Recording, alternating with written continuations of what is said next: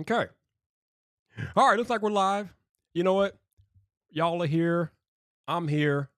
Let's just go ahead and start this live stream early tonight because man, I don't know how this is gonna go.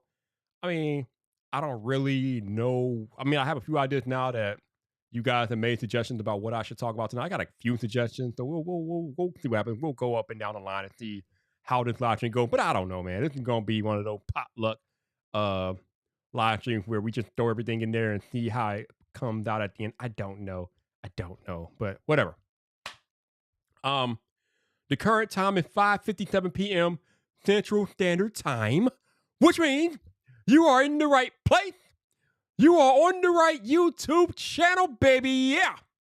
So, for those of y'all who are familiar with my procedures, you know what you need to do here in the next 30 seconds or so. But for those of y'all who are new here, or for those of y'all who somehow catch the replay of this live stream, you're going to need to turn your volume down in about 15 seconds. You want to turn your volume down because I will not be held liable for what your neighbors think about you listening to some loud dude on YouTube. That's on you, not on me. That's on you, not on me. Now that we got that out of the way, and you hopefully have turned your volume down, let me go ahead and get the introduction and see where the hell this night takes us. I have no idea. It's been 2 weeks since I've been live, but I'm back. We ready. Let's go. Woo! All right. Oh, man. What's up, people? This your boy Vyyyper, the man about tech, and we are live.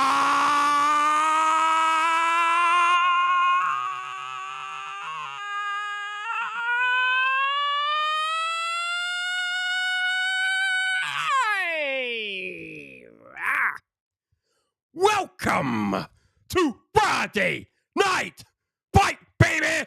Woo!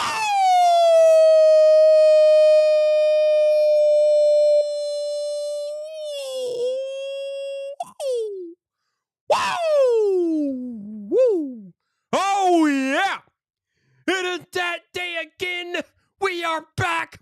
We are live on YouTube. Now, before I get started with whatever the hell this live stream is going to be tonight, let me see who I got in the chat tonight. And this is going to be a little weird because for whatever reason, Ecamm doesn't really start indexing the chat until I go live. So there are a few of you that were here early. So I'm going to start from there and we're going to work our way down. So if I can't highlight your comment or your name, I'm sorry. But Ecamm is being weird with that stuff. But Brian Tech, what's up, man? I see you first on the list. How you doing, my dude? Good to see you out here. We got Shelly out here saving the day. Hey, Shelly, how you doing? Who else? We got Alan Osborne. What's up, Alan? I see you, baby. How you doing? Who else we got in here? We got my man, Jano. Actually, you know what? Let me just do it like this. Shelly's in the building. Jano, since it's in the cut. What's up, bro? How you doing, man? Good to see you, Janelle. Sis. All right, we're gonna go by this one then. Who else? Oh, there he is, Alan. What's up, Alan? Okay, we got Alan. Okay, and there's Brian. All right, cool. So we can just do it like this. All right. I'm gonna keep going down and see. We got Jonathan Rash. What's up, Jonathan? How you doing? Good to see you. Cool Gamer. What's up, man? How you doing? Good to see you in the cut.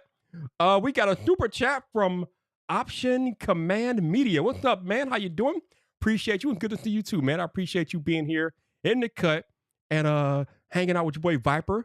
Like I said, it's been a couple of weeks, but we in the building. We back. Also, we got Lonnie McCorkey. What's up, Lonnie? How you doing, man? Good to see you in the cut, bro. Hopefully you've been well. Gwendolyn G is here. Hey, Gwendolyn, how you doing? Good to see you. What is going on? My head of security's here. LFA Review. What's up, Jeff? How you doing, baby? What's going on? We got Perp Minded. What's up, Perp Minded? How you doing? We got my man, Don Coben, channel member for 25 months. Wow.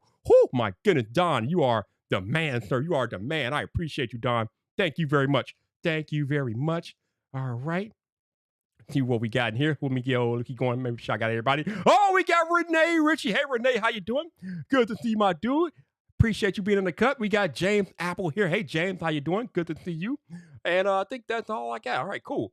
Appreciate all y'all being here. So because I had no idea what I was going to talk about tonight, I reached out to a good friend of mine and I was like, you know what, you got a few minutes to come talk to your boy Vyyyper because I ain't got nothing to talk about tonight. So you got a few minutes. And my good friend said, yeah, I got a few minutes for Vyyyper. So let's bring in my man, the myth, the legend himself, the emperor of the internet. Roberto Blake is here. What's up, sir? How you doing? Brought my own cheering section. Got the cheering session on deck. That's what I'm talking about, man. How's your night going, man? It's going good, Vyyyper. Am I lagging? Not on my end, no. Okay, just making sure. Yeah, also shout out to Renee and Shelly. I watched the live stream yesterday that they had together. That was a lot of great, important, informative info. So appreciate y'all being doing that for us, Renee. I didn't get a chance to catch that. What were the highlights? I think they were talking about shorts and just things that are the way things work on YouTube and different things like that. So it was a lot of different conversations and stuff. So it was good. It was a good time. All right. All right. So since I got you here, my man Greg Gadget tagged me in a tweet about a video that Patrick Tomato made about YouTube and the current state of YouTube. So I'm gonna let us watch this video for a few minutes. For I think it's only like a minute, and it's like a minute and a half, whatever. So we're gonna watch this video for a minute and a half. Y'all can let me know how y'all feel in the chat. Roberto, you can let me know how you feel about the video as we watch it and whatnot, and then we can discuss. All right, let me see if I can make this bigger for y'all. It's kind of small here. All right. We are going to play the video. Let me make sure it's not too loud. And you know what really pisses me off with YouTube? Everybody is trying way too hard. Everyone is over editing, crazy stupid thumbnails, clickbait fucking titles. It's all dog shit. Do we really need lens reviews? How many fucking camera reviews do we need? Who gives a shit? Who gives a shit? How many microphones have you bought? How many cameras have you bought? You have a goddamn iPhone in your pocket that can make a video right now, and you're buying shit to make things that are also shit. It's just a shit show over and over and over again. And then you have everybody copying everybody else. There's a certain style of video. There's a thumbnail style. There's a content style. There are ways people speak, and everyone just keeps emulating and emulating and emulating. There's not a single original thought or concept that exists in this fucking world anymore. But is it all bad? Is it really all bad? It's not all bad. I don't think it's all bad. Maybe it is all bad. Perhaps it's all fucking garbage and it's never getting any better. Oh my God, don't even get me started on the threads on Twitter of trying to break down the success of other YouTubers and channels, trying to tell me that this is why this worked and that's why X worked, and they relate it to fucking Hilton hotels or some garbage. No. Your story is your story. You cannot copy someone else's fucking thing and hope that you're going to have the exact same success. I've been doing this for like 15 years and I still haven't fucking figured it out. You have no idea who I actually am. You have no idea what I've done in my real life. You don't know the experiences that I've had to do the things that I do now, and I'm still not good at it. I'm still not great. There's so much more that I want to do, but I can't keep thinking about it, because if I keep thinking about it, I won't be making shit, and I just got to start doing stuff instead of talking about doing stuff. Stop buying shit, stop watching shit, stop listening to shit, just make shit. That's why your fucking videos suck. So that's a short video, but there's a lot to unpack there. I think it's a little much. It's a little much. I apologize. I think it's a little much, but I get the general sentiment. Of where he's coming from, and yeah, there's a reason that 90% of videos never get 1,000 views. There's a reason. And as harsh as it sounds, most of them don't deserve to get more than 1,000 views, and that's just how it is. But I don't agree with several main points and everything like that. The whole iPhone thing and everything like that. Look, I'm tired of people say this is the only reason we say to use an iPhone is because it's convenient and you can start. But let me be very clear and be very real. Anyone who's ever seen real photography and real cinematography knows that the iPhone is trash. Compare in terms of what is available, in terms of what is out there. I mean, Vyyyper. Mm-hmm. Okay, you know what? It's the iPhone conversation is like bringing a knife to a gunfight. You could do it. It's a knife is a good weapon. A knife's a good weapon until someone brings an AK. I think for the purpose if you have the Vyyyper, if you have the option between a Bowie knife, a freaking katana, or an AK-47, what are you showing up with? Probably showing up with the AK if I got a choice. You going with the AK. It's Indiana Jones. It's Indiana Jones. It's the dude that's flipping around with the freaking scimitar, and then Indy's like... Okay, but... You remember that? You remember that from Indiana Jones? I think so, yeah. But for the purposes of that video, Roberto, I think he's just talking about people that are just starting or just thinking about starting. I think what he's trying to say is that you don't need to buy all the heavy hitting equipment, the cameras, the microphones. I think he's just saying that you can just start with what you have in your pocket, which is something that we talk about time and time again. So I think to his point in that particular video, he's just talking about people that just want to start and are in the beginning of their career. You got everything you need with your iPhone, and that's the truth at the very minimum. In terms of getting started and the barrier to getting started, yes. Yeah. But, and no, Mr. Beast's most popular videos do not look like they were shot on a camcorder, Greg. I will debate you on that. In fact, I actually know what they were like shot on. Like, and their style, they're shooting stuff in a very one of those things like MTV Real World Road Rules type situation. Like, there is a market for people making content to their phone. It's YouTube Shorts, it's TikTok, it's Instagram, and that's fine. But that's not what YouTube is. And people need to understand what YouTube is YouTube is the replacement to TV. You and I talked about this, Vyyyper. You and I go to these trips every year. We go on these trips and we never use the TV in the hotel. No.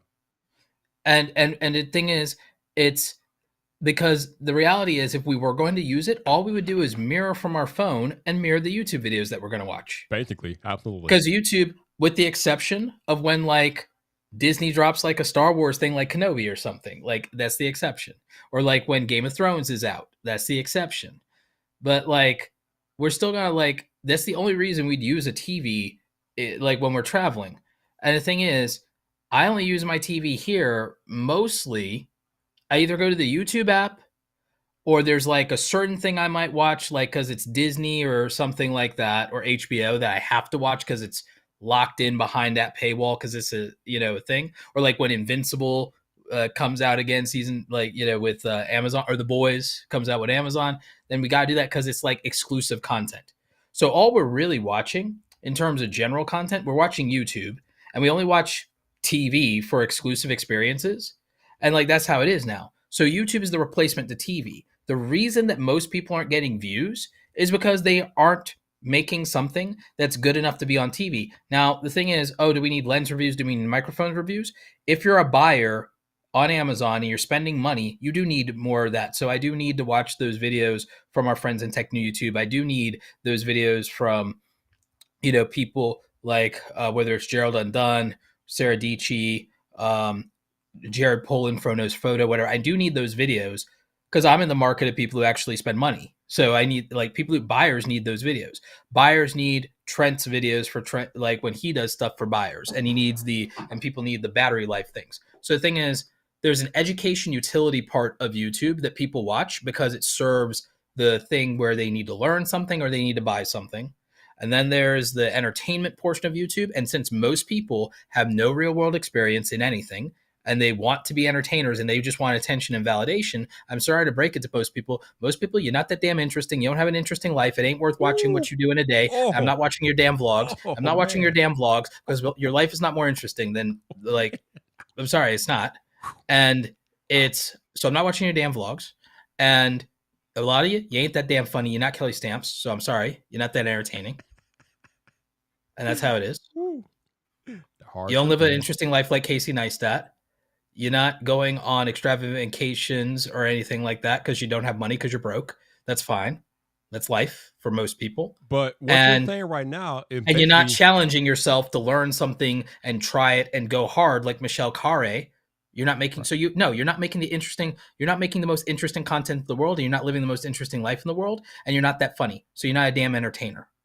But I think you're kind of making his point, because I think part of his point was that a lot of people are trying to be like those people, but they can't because they're not bringing something original to the table. They're trying to emulate what's already out there. And there's a lot of that going on YouTube where people are trying to emulate their favorite creator. But as you that's just said, what I agree with from what they can't do it. From what Patrick said. From what Patrick said, I agree with that. But who is that? That's majority people under 25 who are living like that, to be very real. It's majority people mostly under 25. Because when you're over 25, in theory, if things have gone not horrible, you start to have some real world experience and you start to have something to talk about that is your own. You start to have something to talk about with your own, which is why I advocate so much for the YouTubers that are over 25, out of college, starting a career, the people who are over 30 and are into their career, and the people in their 40s who have actual genuine life experience. I advocate for the the people who are in their adult years in YouTube. I don't make content or help videos that center on the youngest demographic of people, because the reality is, if you don't have money or an extraordinary lifestyle or a unique talent or tremendous physical athletic ability, to be able to do like challenges and stunts and things like that, or you're not genuinely that funny or creative, like, then you like, a lot of it, if you don't have something to offer in a skill, a lot of it ends up being a waste of the viewer's time. But it's okay to start somewhere. If you do, oh, I just like making videos, it's fine to have a hobby. I'm just telling people that if you want a career, you don't qualify for one sometimes. And you have to accept that. Just like if you were doing any other career and you don't have any experience and you don't bring something to the table for the employer or for the customer, like, I'm sorry, then you haven't qualified for that career yet. Maybe try again later when you put some mileage on. But that's the reality. It's harsh and it seems cruel. It sounds like I'm gatekeeping, but I'm just telling you that if you're struggling to get views, it's because you're not creating something people want to watch. Yeah, I mean, Daryl E said something similar in his book, The YouTube Formula. He was talking about how creators feel like their content is good, but in reality, their content isn't good. I think I even heard Mr. Beast say something similar in an interview one time. He said nobody watched his first few videos or first years, I think the first 5 years on YouTube. He said nobody watched his video because they just weren't that good. We could think they're good, but in actuality, they're not that good. He said it himself. Oh, yeah. YouTube hates me. Algorithm hates small YouTubers, whatever. And then he says, okay, I'm successful now. I can own it. I can admit, like, okay, my stuff is trash. Like, Valley, I think those people are more unicorns than the norm, man. I mean, I'm not disagreeing that it can happen, but those people are unicorns. Like, if you, it's exception, not the rule. Yeah, it's exception, not the rule. It's exception, not the rule. And then show me who you're talking about, because I can tell you, but there's probably a reason for it. Either they're very relatable, or they're very attractive, or they're doing something very absurd. And the thing is, because it's not always about talent, it is about attention. Has nothing to do with talent. That's not what I'm saying. Look, anyone who's willing to make a jackass out of themselves can go viral. Ain't that the truth? You don't need any talent. You don't need any talent to be a jackass. YouTube is an attention game. To some degree, it's a popularity contest. To some degree, it's an attention game. If you go out and you do dumb shit, and you literally even like injure yourself, you'll get views. As long as it's not outside of terms of service, you end up getting views. That's why all these prank people are getting themselves injured or even killed, is because if you literally, they know you will go viral if you're just a jackass. Wasn't there a story recently about a dude that literally jumped out of an airplane for a YouTube video? No, he crashed. He crashed an airplane. He crashed the airplane. He's going to jail. I think he got like 1 million views. I think he got like 1 million, 2 million views. He's going to jail. He's going to jail. But that's my point. It's because it's attention grabbing of this whole, oh, I had to abandon my plane. It's a spectacle video. It's but it's stupid to do something like that and literally break the law and endanger potential people's lives. I'm sure he did his research, and I'm sure he's like, oh, it'll be all right. But what if someone had gotten hurt? What if someone had gotten killed? It's like, it was a completely boneheaded move, but it got 2 million views or whatever. Right. And that's the point, is nonsense will do it and everything, because it's still interesting. It's still interesting. We all watched America's Funniest Home Videos as kids for a reason, everything like that. We all literally watched Jackass as kids for a reason. We all watched Robert Dyrdek's Ridiculousness for a reason. We like seeing people create spectacles and make fools of themselves. There's not a necessary talent in it. It's a lack of self-awareness in some cases, and in many cases, it's a lack of shame. And we will watch people who have a lack of shame. We'll watch people have lack of shame, whether it's people doing very stupid, dangerous pranks or stunts, or whether it's girls doing hot tub streams on Twitch. We will watch people who have no shame. Yeah, I think Renee was talking about earlier, comfort of viewing, and I think that kind of falls into the line of comfort viewing. Watch people do stupid stuff. I don't know if that's comfort viewing so much as spectacle. I would say that's spectacle. Comfort viewing is much more like watching like ASMR content. Comfort viewing is much more like watching like the puppy content, where it's like, oh, like, or even like the baby turtle eating the tomato. That's comfort viewing. Spectacle is different, and spectacle is about the absurd, the outlandish, and the ridiculousness. It's watching the class, like, to some degree, like, spectacle content is everything from watching the football player score the touchdown to the basketball player dunk, all the way to just watching the class clown be the class clown. I think Renee backing up your point. Yeah, comfort is study with me. It's cozy camping. It's the woodworking. It's the leather making. It's building the log cabin. Yes, me and Renee agree. Yeah, I think the way that Patrick ended the video, I think it's what the most important part to me. Once you figure out what your story is and you're able to tell your story on YouTube, that is when you will begin to find traction.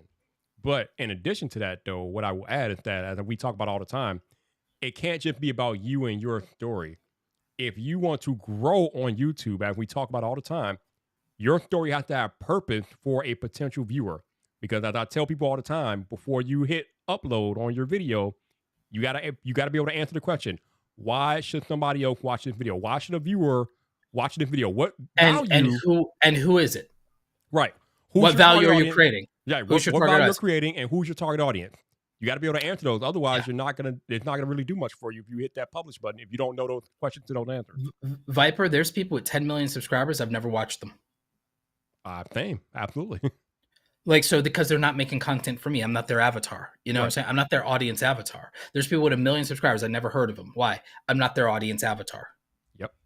I have clients with over 1 million subscribers that some of y'all never heard of because they're not making content for you. Their content is not of substance and value to where you are in life right now, where you are right now. But if you want to get lean and you want to like get from 30% body fat to 20% body fat, you watch Dr. Mike Diamonds. That's a client of mine with over 1 million subscribers. You'd watch him if you wanted to get lean and if you wanted to do it with the right combination of diets and exercise proven by science. He's that guy.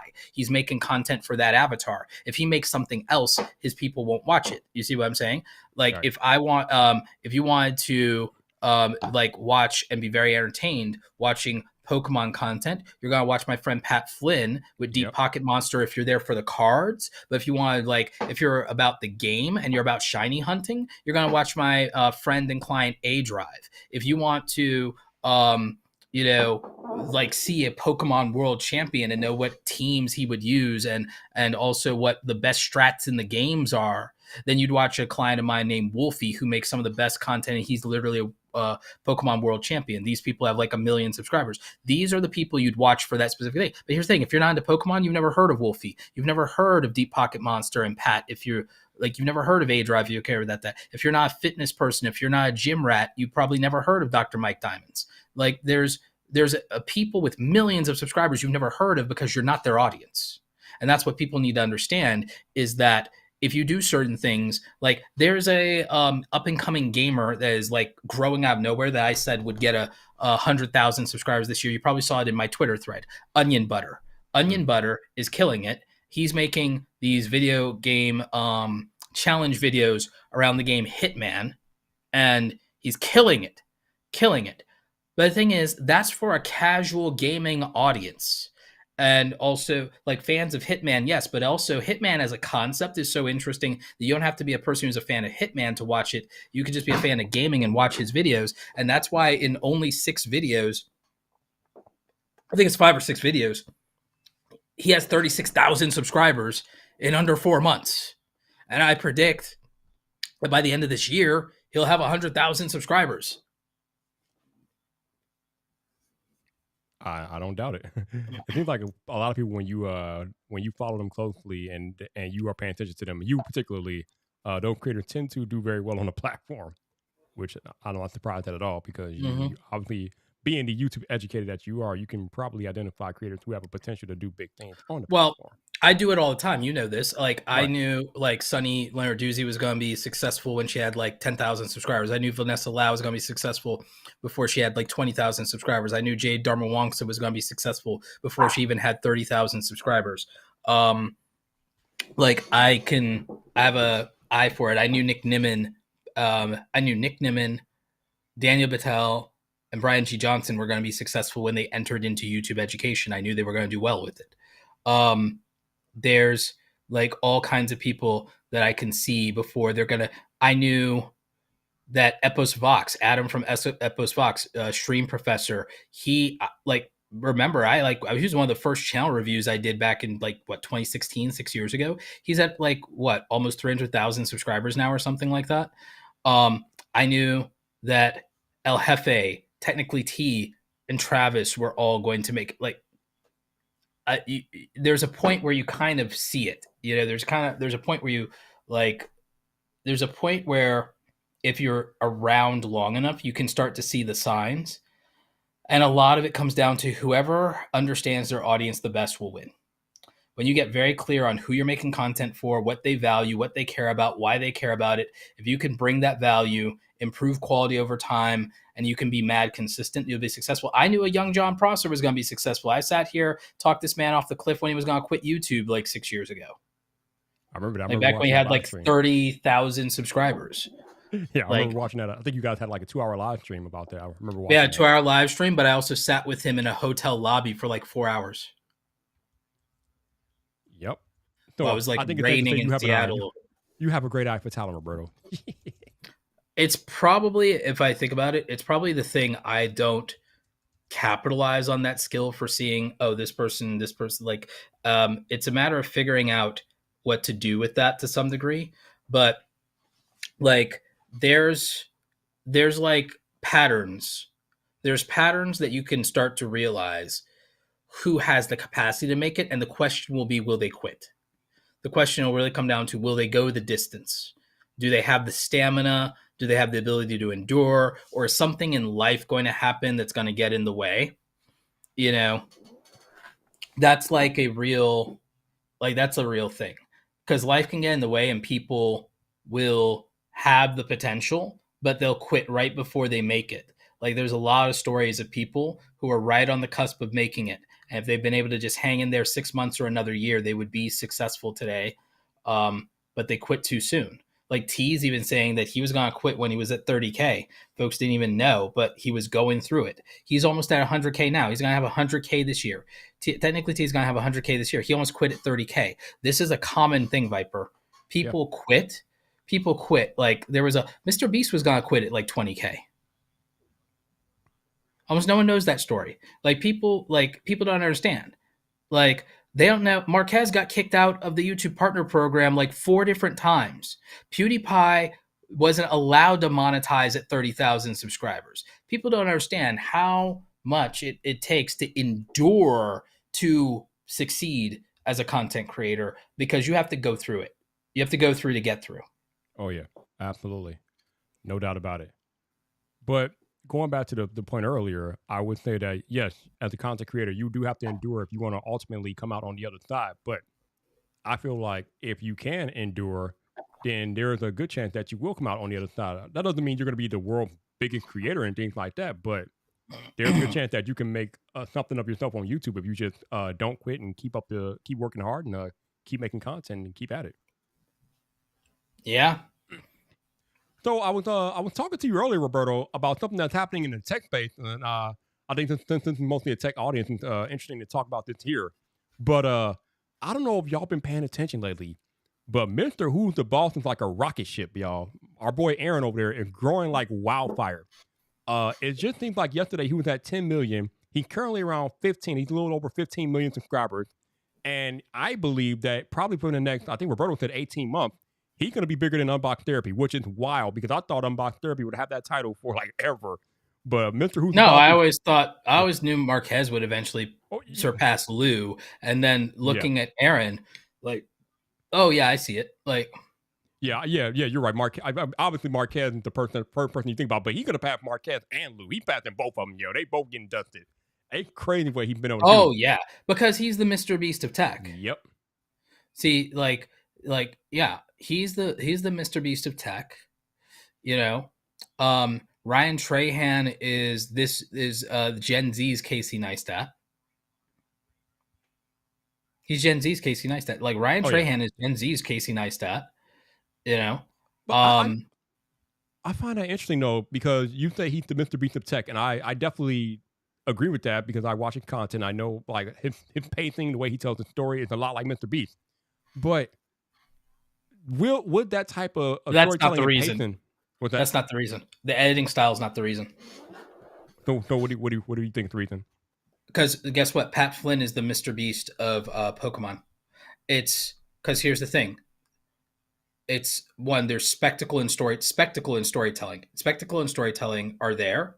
and it's non-duplicatable content. And there's also the sense of stakes, and you don't know what's going to happen next in the video. That's a big part of the way that the storytelling like works when you really think about this content. But again, who can duplicate what Aaron is doing? You can't. Yeah, good luck with that. The level of logistics, the level of difficulty to duplicate it. It's like same thing with CoffeeZilla. You can't duplicate it. You can cover scams and scandals, but you're never going to be CoffeeZilla. It's not possible. You can't duplicate his content. It'd be too far. You're not going to do storytelling against green screen to the level of depth and interact with 3D environments and hire a full-time 3D environmental designer to do this elaborate thing. You're not going to spend literally an entire month investigating the plot threads of one story. You're not going to build an informant network of hundreds of people that send you leads. It's like you're not going to be CoffeeZilla. It's impossible. His content's too good, too highly developed in the quality, too highly developed in the value proposition, the storytelling, the spectacle around it, and the strong sense of community that he's built. You cannot do it. The same thing with Aaron, Mr. Who's the Boss. You're not going to go out and build a rig that lets you do 20 camera tests all at once. You're not going to do that. You're not going to build an elaborate system for battery test of 20 phones all at once. You're not going to do that. Right. It is too high the level of difficulty to do that and to create spectacle. Lou grew off of spectacle back in the day, but he hasn't done it as much because remember, his thing was the Foldgate. It was Foldgate. It was putting it through the press machine. So like that is the Bend machine, you know, like that Bendgate. Sorry, not Foldgate, Bendgate. Yep. So like that was spectacle and storytelling, and he was able to use that for a while. But Lou hasn't been doing spectacle with that, and the unboxing format doesn't lend itself as well to spectacle anymore because it's been done and it can be duplicated. Non-duplicatable content with high levels of not only the production quality, but also the value proposition, the idea and concept being something very high level and being something that's very interesting even to a regular person who may not be familiar with you. That ability for a stranger to be invested in this based purely on the spectacle and purely on the storytelling. When you have that, then you have the highest production quality in your niche or equivalent of, and then you're able to consistently execute at that level. And then your stuff is non-duplicatable, too difficult to even attempt, would bankrupt 90% of your people in your niche even trying to even go there. When even trying to go there would bankrupt 90 to 99% of people in the niche, then there is no competition anymore. And then you're a one-of-one creator. You're a destination channel. You're the only place where this thing can exist and this thing can be found. That is what being the Mr. Beast in your niche is. Being the Mr. Beast in a niche is becoming this one-of-one creator whom it would basically be impossible to duplicate either on investment of money, investment of the level of difficulty, or better yet still, both. Yeah, and whatever Aaron's doing, it is working because his channel is growing like wildfire. And yeah, probably within 2 years, he's going to be the biggest tech YouTuber in the space, easily. So y'all need to keep an eye. If you're not watching him yet, keep an eye on him, man. That dude, he's going places. It's crazy how fast his channel grew after he hit 10 million. Usually you would think like once you hit 10 million, all right, you might slow down a little bit. Not Mr. Who's the Boss. That dude seems like once the channel hit 10 million, he like flipped into another gear. Like once it hit 10 million, Aaron went and pulled out like a can full of gas and a handful of matches and said, "Let's go." He went Vin Diesel with that nitrogen gas in the car, like go. Like, let's go. Right? Yeah. So like I think, you know, so that is something that I think people need to look at when they look at creators is how would someone, is it possible? Is it possible for someone to duplicate this content, and how difficult would it be? Even with me, you might have noticed something. I have, not on every video, but you may notice that like with what I'm doing with my stuff with green screen, which a lot of people don't realize, like I was there when like, you know, to some degree when like John and Ben were like stepping up their game and stuff like that with Front Page Tech. Like I was there. I've known like what's going on for Front Page Tech for years and years and years. We're now like, oh my God, what? Like 7-8 years into me knowing Prosser, right? I took a lot of inspiration for how can I step up content for creators and creative entrepreneurs. What could I do on an editing and production level to take things like a little bit further? And so I was like, well, what if I actually just took inspiration from John after all this time and said, you know what? Let me go ahead and like go that route, because that's something the other YouTube educators aren't really doing. I would say in the YouTube education niche, that Ed from Film Booth might be like the person who will go to a CoffeeZilla like place with his content in the YouTube education space. I'm going to go to a John Prosser like thing, at least for like my videos that are either tips or commentary. I'm going to go more like what I see from our good friend John Prosser, because I like, but my style and my packaging and my like stuff. And I probably go a little too heavy on the green screen effects. By that I mean I do too many scene changes, whereas John's very like his stuff is like very locked in. I just have too much fun doing scene changes too much, but I feel like that's interesting. I feel like that's different. I like what Nate from Channel Makers is doing because he uses a lot of multicam in his stuff. So it's like, but what am I doing? When I do interviews, I do multicam, as you well know. When I do interviews with people, I use the multicam now. And that's been actually like really solid. People have complimented me on the multicam. So it's one of those I've looked at like things that visually at a glance separate me from content, because can anybody make talking head videos? Yes. My thing is, not everyone has my experience and knowledge. Not everyone has made 1,600 videos. Most people aren't transparent on data to the degree I am. So I found things to separate myself. But while they're not entirely duplicatable, I haven't found that edge yet that makes it too difficult. But I just recently found the thing that makes it a little too difficult and a little harder to duplicate. And I'm about to lean into that probably in July. There you go. And I think that's going to make a real difference for the people that watch me, for the people that want to be content creators. There's the minority of people. I'm not an entertainment channel. I'm a niche education channel. So I can't get a certain amount of views if the topic doesn't provide for that. And I'm okay with it. Doesn't bother me none. It's because at the end of the day, it's also, hey, I don't really look at subscriber and view counts anymore, Vyyyper. The good news is I have the luxury of whenever I want validation, I don't look at views for validation. I look at my bank account. I knew you go there. I knew that was coming. Because it's the one that matters. Because it's the one that matters. Hey, I'm not arguing. No argument here, man. I'm 39. I'm 39. I'm too old to be one of the popular kids. I wasn't popular in high school. I ain't trying now. I ain't trying to be none of the cool kids. I ain't worried about it. I just want to pay off the mortgage. Roberto said, damn you if you give me my money. For real though. Damn if you give me my money, yo. It's like there's this thing in creative mornings. They come up with this great phrase. It was F you pay me. And that's that's reserved for clients usually. But it's my thought process of I want to make valuable content that serves a niche audience. And I also want to make valuable content that the way it validates me is saying that I'm respected by people who vote with their wallet. Voting with your wallet is the ultimate democracy as a consumer, right? So when people buy from me, or when people hire me, or when events pay me, or sponsors work with me, that's what really validates me, because someone respects my work enough to put a dollar amount to it. And that's the minority of people. So it's a higher form of respect. I love comments. I love views. I love subscribers. But at the end of the day, I take more validation from people because, again, at 39, it's just different. It just hits different of someone respects my ability and time to respect the boundary that money creates, and to put themselves in the minority of people that vote with their wallet.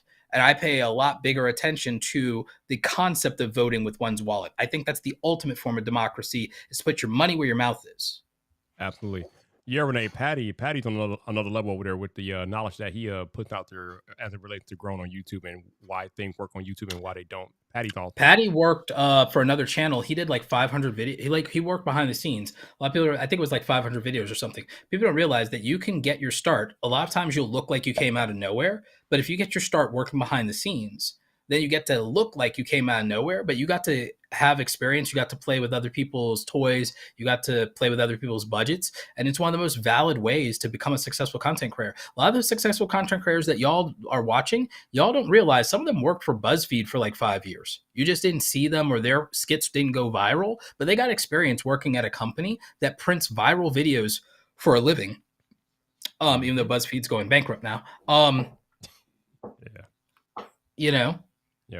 like there's a value to that experience. There's a value to the experience. And yeah, anyone can theoretically run their mouth on social media, sure, but not everyone can do that and learn all the proper camera settings.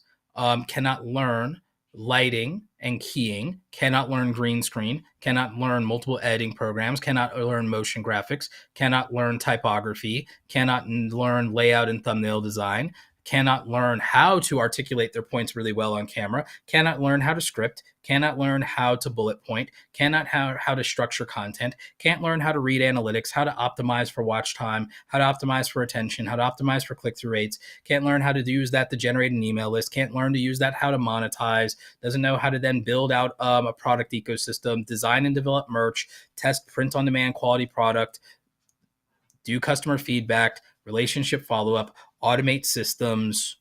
No, like it takes 8 or 12 like actual technical proficient skills to be a content creator of a decent level and caliber. It is a skill set. So it's not something just anyone can do. And so, yeah, sure, people can theoretically think that they could just pick up their phone and do it. But it's like, if it's so easy, considering everyone wants to do it, it's so easy and it's such easy money, then anyone who believes it's easy and it's easy money should quit their job tomorrow and do it. If you believe that, if you believe it's easy and that anyone can be a content creator and that they can just run their mouth and get views and get subs and get money, then the challenge to anyone who believes that it's an easy gig, it's an easy career, it's an easy job, the challenge is you either do one of two things. You put in your 2 weeks notice and you actually do it, or you stop yapping that yap. That's what happens. You put up or shut up. Because like if it's so easy and pays so well, it's so easy compared to a 9-to-5 job or ditch digging, everyone should quit their labor intensive job and do it. If they believe that. But the thing is, they know that's not true, right? Or they would quit their job tomorrow and do it. Roberto, I'm going to let you do your favorite thing in the world, man. I need you to flex your credentials on the people in the chat. For those people who don't know who you are, let them know who you are, what you do, man. Why are you going to do that? Because they're active, man. Are they? I'm like, okay, well, I'm a creative entrepreneur. I've been on YouTube since the beginning. I only took it seriously 10 years ago in the summer of 2013. I got to 100,000 subscribers by the spring of 2016, excuse me. I did that by making 800 videos, all education content. Nothing went viral. No luck for me, all grind. Top 20% of my videos produced 80% of my results. That's how it is in life. I've made 1,600 videos total on my main YouTube channel since. Grew it to 588,000 subscribers, so over 500,000 subscribers. Silver play button holder. I coach other content creators. I built Awesome Creator Academy. It's a 6-figure a year business. I've been doing that for about 5 years now. The Academy, I don't even sell courses yet. It's literally been just group coaching, membership, and digital product downloads. The Academy has done over $500,000 in gross revenue over that 5-year period. I've coached YouTubers all the way up to 1 million, 6 million subscribers as clients. I've spoken at over 100 events, talking to content creators, marketers, and entrepreneurs. I wrote a best-selling book that I self-published, Create Something Awesome, last August, September. I published this book. In the last 6 months, it's sold 2,500 copies, bestseller on Amazon in 3 categories. What else did we do? I won the Content Entrepreneur of the Year finalist award. 100 plus positive reviews on my podcast. 100 ratings in Amazon. Like I don't even remember the damn list at this point. I don't remember my resume, Vyyyper. This man, like, he can keep going. He can keep going, but yeah, he's an accomplished YouTube educator. I don't like. Why are you making me read my resume? Like, I don't enjoy it. I put it up on the website. Don't lie to me. You enjoy it. Stop it. No, it's just it's repetition at this point. It's a crap to remember. I put it on the website for a reason. I don't want to remember this. Like, it's on the website. Okay, all right. It's in the media kit. It's like, okay, I think it's a sell sheet for sponsorship. I think Renee's still here. Renee, I got a question for you. Still here? So I'm watching the live stream from my other channel, not the channel that I'm actually streaming from. And on this channel, I'm looking at a category in the live chat called fan funding. Now, we know that YouTube is going to bring fan funding for non-monetized creators. does this mean that this feature is coming or on its way, or are they getting close to it? Because we haven't really had an official announcement about the feature, but it's showing up as an option in my live chat on my other channel. So I'm just confused. Like, is this like something that's on the way? Or On is this on the channel that's not monetized. right, correct. So this live stream is coming from Vyyyper Live, but I'm watching it on my Man About Tech channel, and one of the categories in the live at the top of the chat is fan funding. So I'm just trying to figure out what is going on here. Like, is this That feature might be finally coming because it was announced like last year that it Right. was going to be coming, and they wanted to get through YouTube Shorts ad revenue first. And I remember this because of my interview with Amjad Hanif from YouTube, VP of Creator Product. We did an interview last year. If you want to check that out, we were talking about the ads coming to YouTube Shorts in the end of the Creator Fund, and so we talked about the fact that YouTube would eventually create a new tier where there'd be lower requirements for fan funding as an option where creators could directly get channel memberships, super chats, super stickers, and super thanks. And we never got an official everything. Here's what it's going to be. Here's like, we never got, but it's like, but that came directly from, me speaking with the VP of product at YouTube, and that was a year ago. We recently got ads for shorts in February, so now we're in June. It wouldn't surprise me if we are very closely approaching a situation, especially with Twitch burning itself to the ground. Oh my god. It would shock me that YouTube might decide to just like pull off the band-aid and just like, okay, we're just gonna like let you have that fan funding real quick. That would not shock me. I'd love for Renee to comment on that if he can. Yeah, I If just he's texted him a allowed. screenshot. So yeah, if you can have any idea what's going on here, it might just be nothing. But I just thought it was interesting that it's showing up on my other channel as one of the I drop down options mean, for the chat. So I'm just like, all right, what's going on here? I don't know. are we there? Is this happening? Is this happening? All right, so switching over to tech for a minute or two. Somebody asked me to recap my my thoughts about Vision Pro. Now, I'm kind of a unicorn because I'm like one of the few people out here that are not gun ho about this thing, like everybody else is. From what I saw and what I understand, and I understand that I can only speak from a limited perspective because I have not had hands on with the device. So before y'all say that, Vyyyper, you haven't tried it out, I know that I haven't tried it out. It's cool. But from what I saw and what Apple presented at the keynote, my biggest thing about this particular device is that it doesn't do anything that other headsets aren't already doing out on the market today. The only thing that it does differently from what I can see is it has Apple OS and Apple apps on it. That's nothing new to me. Like, okay, so fine. I mean, I can iMessage, I can look at my Apple Calendar, I can do Safari, I can do a browser on my Oculus Quest. I can do things on my Oculus Quest. Like Vyyyper, yeah, Vyyyper, do you feel like I could run my entire business from my Oculus Quest? probably not. No, But I can run my entire business from my iPhone. from your iPhone, yes. But guess what? So with this, I'll be able to run my entire business and still actually also be able to interact in my home, and I can multitask at a completely different level because I can literally, do you know why we listen to like audiobooks and podcast, Vyyyper? Because we can listen to those things and we don't need to watch them, but we can have them on in the background and we can still do all of our housework, do all of our chores, do our workout, do whatever we want to do the gardening, do this. Now imagine a situation where I can actually do a number of things for my business in real time, even one-handed, and then still be walking around environment free, hands free in my home. Because I know your whole thing is, oh, I can't like go out in public, but think about the level of productivity that I even get around my home if I can clean my room or cook a meal and still get work done because I'm using this headset to do everything I can do on my iPhone, and not just what everything I can do on my iPhone, but everything I can do on my MacBook Pro. If I can do everything I can do on my MacBook Pro because I can mirror, basically do AirPlay. Basically, I can do AirPlay and I can mirror my MacBook Pro to this headset, Vyyyper. I can multitask and do my work for my entire business and still have access to the rest of my house at all times and not be chained to a desk. You don't think that that's worthwhile to people who work from home? I don't believe that you are going to be able to be as productive as you think you are with the headset. Now, there are going to be things that you can do, obviously, of course, but the fact that the input options are kind of limited with your eyes, your voice, and touch, and not touch, the hand tracking. That is Oh going to no, limit. I'm doing a lot with voice command. Well, no, we're gonna get to a new level of voice commands. You better hope though with that device. We You are. need it. No, we already are. Have you like already as it is, dude? Like dictation on Apple is actually really good as it is. I will give you that. Voice iOS 17 definitely improved. voice Yes. dictation, and if you've ever used the voice accessibility tools in Apple, it's actually really good because they do it like Apple is the best company for accessibility. To be honest with you, like for Yeah, accessibility, I'm not arguing with that. You're right. you can already control a lot with your voice through accessibility with Apple as it is. It's a little the learning curve, but you can really do it.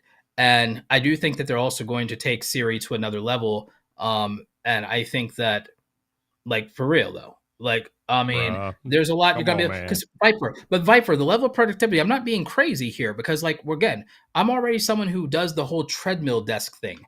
Now it's not even just limited to the desk. It's that Vyyyper, there's going to be things I'm going to be able to do and then simultaneously like, you know, lift weights in my room while I'm doing it or while I'm watching or while I'm listening or having like a conversation. It's going to be much easier to do that. Especially even with the meetings thing, with it being a virtual 3D avatar, I'm going to be able to do whatever I want, but they're not going to see what's happening. They're going to see a representation of me Right. in that meeting while I can literally do whatever I need to do or whatever I want. So that could be, you know, I'm lifting weights, I'm cleaning out the fridge, I'm, you know, organizing my home office, I'm setting up lights for filming later. Like it is enough productivity, dude. It's enough productivity when you're talking about Monday through Friday.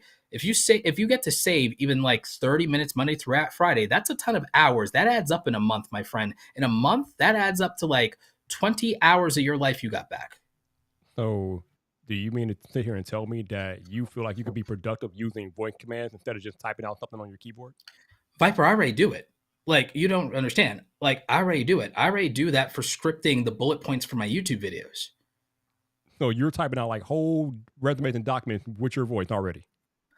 Vyyyper, I've been doing that since like 2015 already with dictation in Apple Notes. I've been doing that in Apple Notes with dictation. I'm not talking about notes, but I'm talking about whole ass documents and projects and things with your voice. No, Apple, like, no, well, the thing is, my favorite tool for it has been Apple Notes because then I actually just copy paste and then reformat that. That's how I did a lot of my writing back in the day. That's how I did a lot of my writing and my blogging to begin with. But it's also how I did all the structure for the bullet points for my YouTube videos. I've been doing that for years. I've been voice dictating the bullet points for my YouTube videos for years, Vyyyper. I've been voice dictating my emails for my business for years. I've been voice dictating my emails for years already, for years. And the thing is, we're getting more advanced voice to text and text to voice tools every single week now with all this AI stuff. So it's going to be much better than people think. And a lot of us have actually, like a lot of people in the chat probably have been using voice dictation tools for a minute now in different ways. Like, you know, I know the average consumer doesn't use it this way, but again, remember, Apple Vision Pro is not for the average consumer. No, this is not. for like, this is for prosumer type people. These are for prosumer type people. This is for like 6-figure earners, Vyyyper. And of course. And that's a different life. That's a different life. That like people who make that kind of money when it comes to their productivity tools, they on demon time. So the other point that I'll make, we Notion people out here know what I'm talking about. All right. So the other point I'll make about this particular device is that, listen, I know it's going to be the most advanced VR, if you want to call it AR headset out there. I get that because Apple is going to put the top flight technology in it and whatnot. It still doesn't change the fact that at the end of the day, it's still a headset. And not many people are going to want to wear a headset all day long around their house. Even if it does more advanced things than what's already out there, it's still a headset. And with that, it's not all day. It's not all day. It's that it's that the 2 hours or hour that I get out of it in battery life can be the most productive 2 hours of my day. I look at it no different than the reason that I invested in the MacBook Pro. Why? Because just the savings on the video editing and rendering time, because I do it so much, adds up for me. Like, again, for other people, it's not worth thousands of dollars, Vyyyper, for them to shave off X amount of time on rendering or editing or something like that. But if you, like me, then that shaving off that time and rendering and editing adds up to a lot of hours over the course of a year. Oh yeah, So absolutely. again, if I get an extra half hour to an hour of savings every day, Monday through Friday using this, if Monday through Friday, with the battery life limitations it has, if my productivity makes me a half hour to an hour faster because I'm consolidating task, then what happens is I'm saving maybe somewhere between 4 to 10 hours extra a week. 4 to 10 hours extra a week gives me back 16 to 40 hours a month. That gives me anywhere from 100 to 480 extra hours a year, Vyyyper. That is valuable. That's worth a lot more money to me than it is to some people, because it's about what you can do, like who can do what with the time savings is a different category when you move from one level to another. So the thing is, what I would value saving 10 to 40 hours a month at, for me, that 10 to 40 hours is worth a lot of money. It may not be if I was making $15 an hour, but I'm not making $15 an hour. I just hope that you get the productivity out of this particular device that you feel like you can get. I feel like Gen 1 is cool. It's a step in the right direction, but I think the ones to watch are versions 3, 4, 5 down the line. When they change the form factor and we ultimately get to glasses, then we can really have a discussion No, about at glasses, I'm Iron Man. At yeah. glasses, I'm Iron Man. But the thing is, Vyyyper, like, isn't like one step out of 10 closer to being Iron Man worth it? That's true. Yeah. Yeah. I'm not saying, no, here's my thing. I'm not saying this device is not worth it. I'm just saying that I feel like people are kind of overestimating what this particular version of the device will be able to do for them. Because it still has inherent limitations in the way it's designed and the software and all that stuff, in my Well, opinion. again, for me, like I'm saying, Yeah. just me being able to do two things at once to get me back a half hour to an hour a day is absolutely enough. And the thing is, everything it showed us shows us that I will get that. The other thing that I absolutely will die on this hill about as it relates to this particular device, this is not iPhone 1. A lot of people out there comparing this to the Oh first yeah, iPhone. This is not that. I'm sorry, it's just not. iPhone no. happened at a time where the smartphone industry was ready to explode with something new. The iPhone introduced multi-touch. It was an internet communicator, phone, music player, all in one. It was just amazing at the time that it came out. This device is trying to put itself into a field that has existed for 4 decades and has not taken off. It is not the same thing, and I don't know why people keep trying to compare this to iPhone. This is not iPhone. This will do something else completely differently. We hope that it will take off. We don't know, This but will please be the don't compare this to definitive. iPhone. It is not. Well, here's what I will say. Actually, here's where I could defend the people saying it's like iPhone. The iPhone was the definitive version of what a phone could be. Apple Vision Pro will be the definitive version of what immersive headset reality can be. And that way they are the same, because the phone has existed. The phone existed well before the iPhone, but the iPhone is what everything we've ever wanted a phone to be, and not just a mobile phone. Again, there were mobile phones, there were smartphones before iPhone, but there were phones before iPhone. There were wireless phones before iPhone, and there were landline phones before iPhone. And the thing is, the penultimate version of what a phone can be always has been defined in reference to the iPhone ever since. And so the penultimate version of what a VR headset can be, or any type of immersion device can be, because everyone keeps saying VR, this is VR, AR, and AI. This is true mixed reality. This is, or what I call it, layered reality. This is now layered reality. And so the thing is, an immersion headset, Apple will define what headsets with these immersion devices, these, we'll just call it a VR headset, Apple will define what VR headsets are and can be in the way they defined what a phone can be and is. Apple defines product categories, Vyyyper. So I don't know that that's what these people were trying to say, but if I were going to make the argument they're making, that's what I would present to you. Do you disagree with that? That Apple defines what a product category is? They have in the past, yeah, usually. They did it with tablets, are what Apple decided tablets are. MP3 devices were decided and defined by what Apple would do.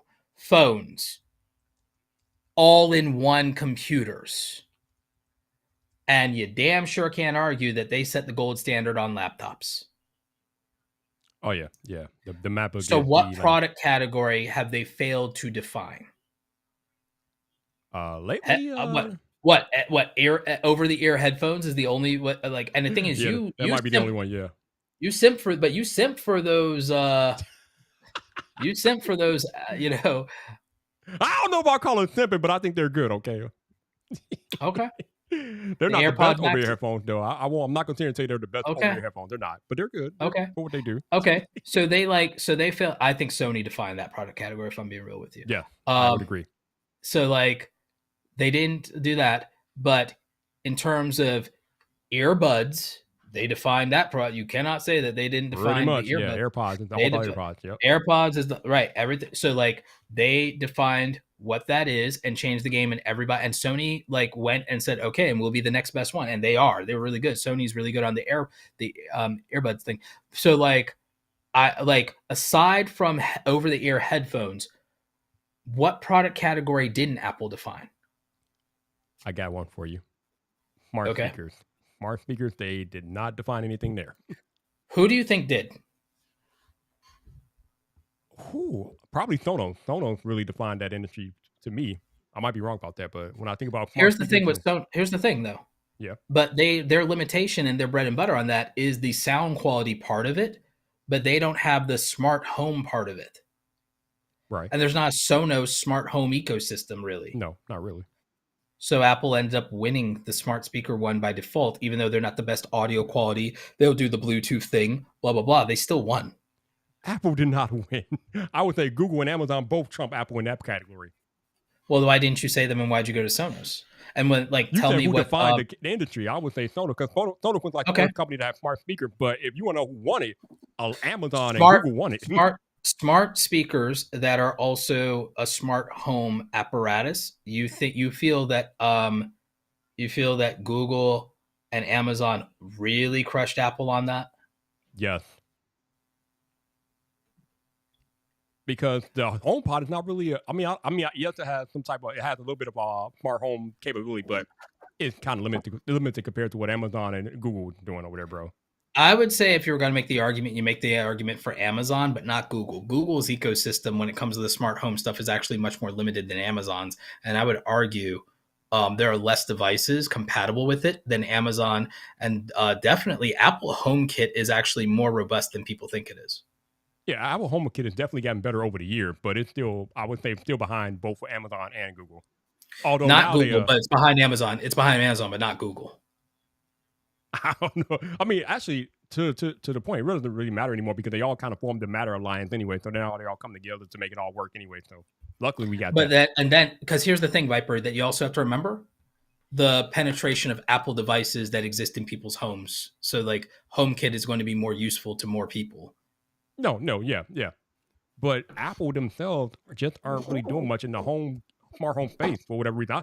I wish that's something that they will get more involved in, but for whatever reason, they're kind of dragging their feet. But I don't disagree with you at all. So I would love to see that. So I would but again, so are the two categories that Apple didn't define their product in are so far over the head, earphones, and speakers. Like it seems to be the theme is sound. Because I would argue, even in terms of appliances for the external appliance for smart TVs, I would say that the Apple TV is better than every other TV box. Yes, it's definitely more capable than the rest of them. I would agree with that. Yeah. And I'd say it's not even close. Especially for the price point. I'd say it's not even close. Yeah. No. I mean, obviously Amazon has their options out there, but they're nothing like Apple TV. I would give you that one. I'll give you that. Yeah. So like, I can't really think of a product category that Apple doesn't lead in aside from like the two you mentioned. There may be like one more, but like that's, so that's like really when I think about this, okay, what are they going to do with this headset? They already are going to be the premium price. Is there a VR headset that competes at this price point? HoloLens from Microsoft. Although it's more of an AR headset. Yeah, which that's more of an AR, and they didn't see. The thing is, Microsoft could have won with that if like what you really got was like a Windows computer built into it completely, which you really don't. Like So they made it just like Google Glass. It's almost too much of a unique product. Like, so I think Apple is going to ultimately define the VR headset category now. I think they're going to be the definitive version of that. And yeah, of course, it's at a premium, but that's also the thing is they led with Pro because they'll come back down. They'll come back down because here's the thing: MacBook Pro defines the laptop category, but you have options outside the MacBook Pro. You got the MacBook Air. They have a consumer, like a very, instead of a prosumer, MacBook Pro is a prosumer product. Right. You have the MacBook Air. Yep. And, you know, for a while you had the MacBook, like quote unquote. And so Right. like you have you know, the average consumer has access to something and it's a really good option for that price point. It's a really good option for that price point. You have the Mac Pro and you have the Mac Studio, but for the average consumer, they can get a Mac Mini, or they can get a Mac Mini for $600, or they can get a entry level iMac 24-inch very affordably as an all-in-one computer. So like Apple will define this category like they have other things in the past, especially with them starting and leading with a premium. And what you're paying for, I feel, is you're getting every main Apple device all in one. You're getting the best of what an iPad, an iPhone, and an iMac gives you all in a headset. Are you really getting the best of all of those things? I think you're getting some version of them. I don't know if you're getting the best version of those things, but you're getting some. You're getting multiple high level iPhone lenses from a video and visual standpoint. For the headset, it has multiple of the same lenses. It's like 12 of these. It's like 12 of these cameras. So you got 12 of these cameras built in there. The internals on display basically give you the equivalent of the 5K Mac screens that they made, the XR Pro screens that they made. So your visualization of that, like what you see through the headset, is like those XR. So you have that best screen, and then you have essentially, to your point, a lot of what you have with the iPad Pro as far as the OS is streamlined to be like the iPad Pro. And you and I have seen that the iPad Pro can be a desktop replacement for a lot of people. Yeah, even though we all know that it still has some limitations, but yeah, it can, for most people that aren't doing like heavy productivity on it, it can do that for sure. Right. So if you have the equivalent of basically the most expensive iPad Pro and its features, and then also multiple iPhones built in there, and then you still have some of Mac OS under the hood, like I feel like that's pretty beefy, and that's pretty solid, and that's pretty worthwhile from the price point, like in terms of what you're getting. And then it's its own unique thing on top of it. And like I said, for the person who uses it the way I'm talking about, where you even get a half hour productivity back, if you're someone who can afford this, your half hour is worth something, like significant. If you can afford this, your half hour, you're not minimum wage. So it's like that half hour ain't worth $15. That half hour to an hour productivity that you get out of this every day for your use case, if you can afford this, your hour, you're going to make up the difference on that price very quickly in the time savings on that hour. You're going to get your money's worth out of it by the end of your first month if you can afford it. If you can afford this device, you get your money's worth in month one. So from this conversation, Roberto, I'm gathering that you are going to be a day one with this. You going to have a day one? Pretty close, as long as nothing else consumes the tech budget. Most likely, because I'm not in the market unless there's like an M3 MacBook Pro coming out like at the same time. Unless there's like an M3 MacBook Pro coming out at the same time, then I don't have to allocate budget there. And I don't feel like we're going to get some camera that I absolutely have to have, I don't think, coming out in that time frame. And I'm good on lenses, I guess. So this should be within, as far as my tech allocation of budget. I don't really see anything else that I'm going to need some massive upgrade cycle for. So this will probably be, because I also know I'll make money back off the videos, but because I already told you my plan. But I could see being a day one, week one, month one adopter for this for myself. Okay. Well, I will definitely be looking forward to your coverage and your thoughts about it when you get one for sure. What's Renee talking about? Renee said Speaking for the world, we're all looking forward to a facial immersion of 3D full picture. Oh, I think you meant say. I'm like, what is Veep? Yeah. Oh no, Renee. Renee. I'm thinking for now, man. I mean, I can afford it. I just don't. I feel like it's gonna be collecting dust after 2 weeks. So I'm not diving in on this one. I've experienced enough VR headsets in my lifetime to understand what I'm gonna. If you come down to Atlanta, Vyyyper, if you come down to Atlanta, I'll let you play with it. I'll let you play with it if you come down to Atlanta. Bet. I got you. Yeah, I'll let you play with it. I'll let you make. I'll film the video for you. It's like that because I think I can convert you. I don't think you're going to buy it. But I think I'm going to change your mind about this once it comes out. I think everyone will change their mind about this when it comes out and when they see people using it. And like I said, I don't think this is for walking around the real world, but I do feel like it's for your home. I feel like also, I think I'll get a ton of value out of it when I travel, when I'm at the hotel. T, you can come over. Yeah, T, come on over anytime. Like, because again, like at the hotel, I don't even use the TV, man. Like, I would use this though, easily. And to a degree, I would rather watch like a movie with this than like with my phone. And the thing is, I could always extend the battery life. I can just USB battery pack it into, you know what I'm saying? So like, that's not like a big deal. But I would use this in the hotel in my downtime. Absolutely.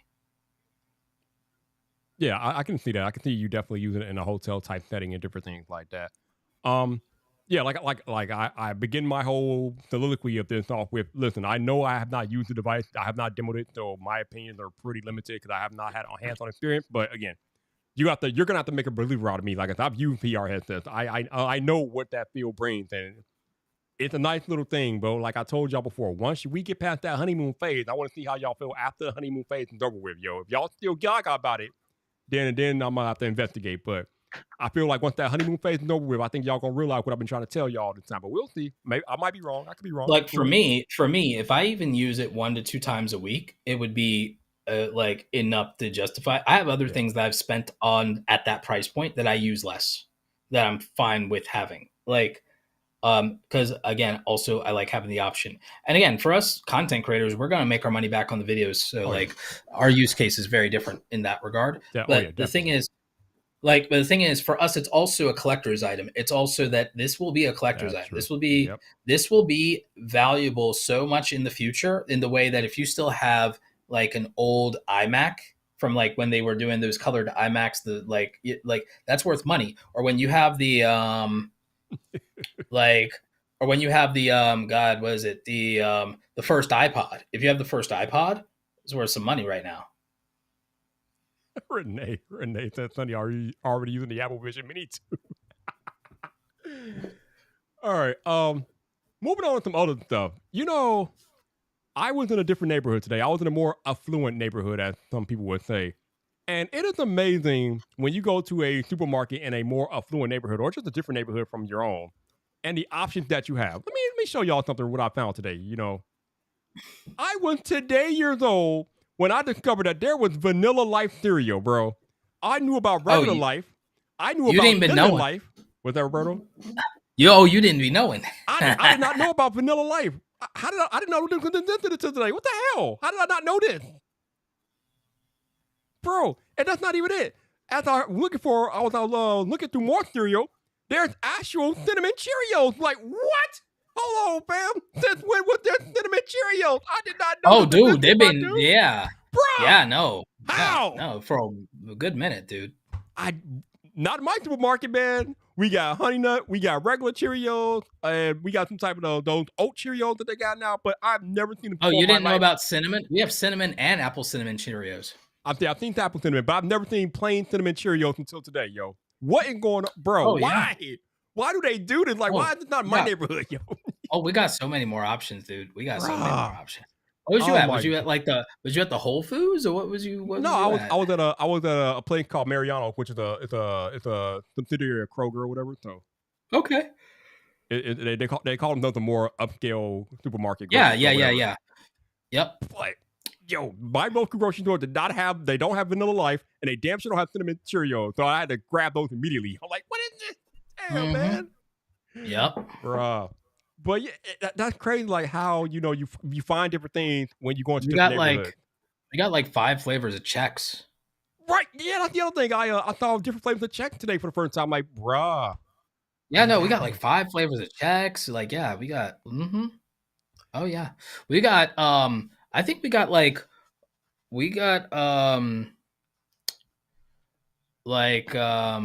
what are they? What's that one? Snap Crackle Pop. Applejack? No, no, No, no. Snap Crackle Pop. Oh, it's Rice Krispie. Rice Krispie, I think. Yeah, like Or, so we or have multiples of that. We have multiples of that. We got multiples. Like I think we got 4 flavors of Captain Crunch, 4 or 5. I think we got okay. 4 or 5 flavors of Captain Crunch. Oh, you were talking about Rice Krispies, I think. Yeah. Okay. Yeah, yeah. It's Rice Krispies, cereal, Rice Krispie cereal. We got like multiple Yeah. flavors of Rice Krispie cereal. We also got like multiple flavors of the Rice Krispie treats too. We got multiple flavors of Rice Krispie treats. Wait. There was a peach Cheerios? What? Never knew. Yeah. Never heard of that. Wow, bro. Yeah, there was a peach Cheerios. I need to get the hell out of Yeah, here, yo. we got like I'm feeling cheated out here, yo. yeah, dude, and like I said, we got Oh, like 4, 5 flavors of like everything. Yeah, bro. like What? wild, right? Wow. I feel like I'm being like there's things being held back from me now. Like, I told you that there's levels to things, man. I know, but damn, man, it's groceries, yo. We should all have access to the same type of groceries. We do not. No, clearly No. we do not. We do not. We do not. We do not. Listen, Renee, I don't think I've ever talked to you about this, but listen, I went to VidCon last year. It just was not my jam, man. It was okay. Too much. You missed it in its glory days. I think you came in too much TikTok. Even though YouTube is back to being the head sponsor this year, but I don't have any. And it's funny because I could have went for work. I declined. I didn't want to go. And now there's a phone brand that's trying to send people to TikTok, and I mean not TikTok. They're trying to send people to VidCon, and I declined again. I'm like, I just don't want to go. So it's just not my event. But again, you can find me in Dallas, Texas in October. I'm going just to like get a little bit extra Renee Ritchie, some Chris Doe, maybe some Noah Kagan. Like I'm just going there. I'm just going there for my people. I'm going there for StreamYard. I'm going there for like, my Kajabi people. I'm just going there for the peoples, and I'm gonna make it work, and I'm gonna make it viable. It is going to initially eat up some money, but I'll just hopefully I'll get enough interviews to make it worthwhile. I'm sure you will. Yeah, but it's so annoying and so expensive. It's so expensive and annoying. Oh, yeah. Renee, I'll just have to get my French toast in Texas, man. I'm pretty sure Texas has some good French. I mean, Texas toast is like the best thing ever for French toast anyway. So I should get the best French toast ever down there in Texas. Yeah, I heard you're doing a session with Todd. That's gonna be great. I'm pretty sure a lot of people will be sitting in on that session. So I'm looking forward to hearing what you guys talk about when we get there. Yeah. When they put the clips up on social media and whatnot. That'd be pretty cool. Okay. So on this next topic, me and Roberto kind of differ in opinion, but I think the overall point that is something that I think me and him will both agree with overall. We have got to talk about Taylor Swift, and not necessarily the music of Taylor Swift. What I want to talk about as it relates to Taylor Swift is what she's done on her tour and the way that she brought people together as she is tour. Why you making eyes, Roberto? Why you making eyes for? What's going on with you? What's up with that? Why you give me that look, Roberto? Why you give me that look, bro? What's going on? Because I'm gonna have to hold back on talking about the topic. I'm gonna have to hold back and talk about that other topic that we was talking about the other day in terms of we can't talk about that. We don't agree. We can't talk about that. No, I don't think you. Wait, I'm talking about the overlap, the boyfriends. Oh, yeah. We can't talk about that because But we probably agree on that one though. Yeah. Wait a minute, you say overlapping a boyfriend. What do you mean? Oh, you mean, okay. Yeah, we're not going to touch that. Let's not talk about that. We're going to leave that alone because we don't know. Everything is speculation with that. I don't know. I'm not going to get into all that. What I want to talk about, though, is the way that she brings people together. Like, I know you guys have seen the clips on social media by now. Not only is she selling out full NFL stadiums, but she has people getting together outside of the stadium. Like, every town that she goes to now, there are people in the stadium, and there's all the people that couldn't get tickets that are outside the stadium, like partying, singing, and chatting along. And the reason why I want to talk about this is because I feel like this is the height of what it means to be a content creator and and build your community and bring your community together in such a way that it's unlike anything that we've seen recently. Like, oh yeah, she's an icon. She's yeah, she's like in her own category in the same way Mr. Beast is in his own category. She's on that tier. they're not even close, Roberto. Stop it. They're not even close like that. There's Yes, two different things. oh, Like, I'm saying they're separate things. I'm not calling her the Mr. Beast of music, but I'm saying that right. she represents to the music industry what Mr. Beast represents to the YouTube industry. Okay, I can agree with that. Yeah. They're the parallel. They're the apex parallel yes. of what you can accomplish in your given vertical. Right.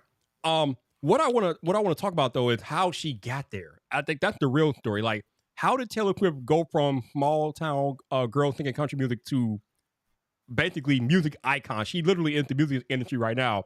And what happened was it was the way that she wrote and presented her songs to her fans.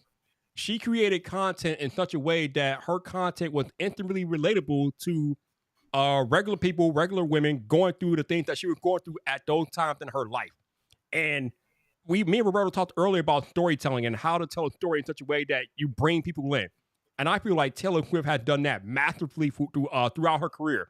The way that she tells her story, album after album, in such a way that women just instantly gravitate, even men too. Men and women instantly gravitate and relate to the story that Taylor has told over her career. And now we're just seeing the crescendo of all of the people that she brought together over her career. And they're coming to these stadiums night in and night out. And it's crazy. But this is what can happen. Super fans. Super fans, right. Just read Pat Flynn's book, Super Fans, and you'll understand exactly what happened. But this is what happens as a creator when you can tell your story and create your content in such a way that you bring people in and they relate with you. Because it's not just about making music for her.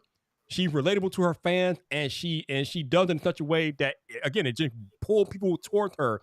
And not only does it pull people towards her, it brings those people together with each other because they're singing her songs together. They're memorizing her lyrics. I mean, I was in the stadium last week, y'all. The whole stadium knew every damn lyric to every song. Like, that is a different experience, okay? I've been to football games and basketball games, but bro, there is nothing like being in a stadium where everybody knows every lyric to every song. And that's just because of the way that she has told her story over, a 15, 20-year period or however long she's been doing it. But that's the essence of being a creator to me. And I feel like a lot of creators could take a note or two from what Taylor Swift has accomplished, yo. Like, just her storytelling and how she brings people in. Like, that's what you need to do as a creator. That's what you got to have happen if you want to grow. Like, tell your story in an authentic enough way that people are drawn to you. And something powerful about that. And we are seeing what happens when you can do that. We're literally seeing it every week as she goes from town to town. It's incredible. Yep. Yeah, no, it's incredible. And it's great. And I'm very happy for Taylor. Rihanna's still the better singer. Rihanna's still the better singer. About it? God. Rihanna's still the better singer, and Rihanna's still richer. Oh Lord. Rihanna's still the better singer, better Lord. talent. Okay. She's the better talent, better singer. She Taylor's the better brand. It ends up being more rich. Taylor's the better brand. Taylor's the better icon, the better brand, the better marketer, and Rihanna's the better talent, Lord. the better singer, the better musician, and is richer. We can agree to disagree on that. We gonna agree to disagree. We gonna disagree on that. Just like, but Rihanna's gonna keep her crown and she's gonna keep her coins, and that's how it's gonna be, and everything like that. And every knee will bow and every tongue will confess, and that will be that. I mean, to Roberto's point, there might be artists with better vocals, but there is nobody doing it like Taylor Swift right now. I don't care what y'all say. Y'all just got to sometimes you got to give it up, y'all. Y'all got to give it up. Before Taylor, I would have said it's Mariah Carey.